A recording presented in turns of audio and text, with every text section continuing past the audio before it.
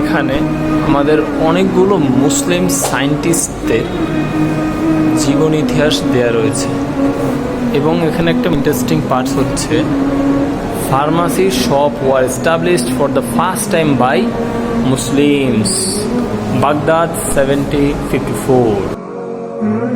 আর এখানে রয়েছে ইবনে সিনা, যার চিকিৎসা শাস্ত্রের বই ইউরোপিয়ান ইউনিভার্সিটি সহ সারা পৃথিবীব্যাপী বেশ জনপ্রিয়। শুধুই কি ফার্মাসি, চোখের লেন্স থেকে শুরু করে আকাশের চলাচল, বিমান তৈরিতে মুসলিম বিজ্ঞানীদের অনেক বড় অবদান ছিল। কিন্তু দুর্ভাগ্য, আমাদের জেনারেশন মুসলিমদের স্বর্ণযুগ বা ইতিহাস সম্পর্কে জানে না। তো এজন্য আমরা একটি সিরিজ বা প্লেলিস্ট নিয়ে আসছি গোল্ডেন এজ অফ ইসলাম সম্পর্কে। লাইক অ্যান্ড ফলো করে রাখবেন সবার আগে পাওয়ার জন্য, না হলে আপনিও কিন্তু মিস করবেন।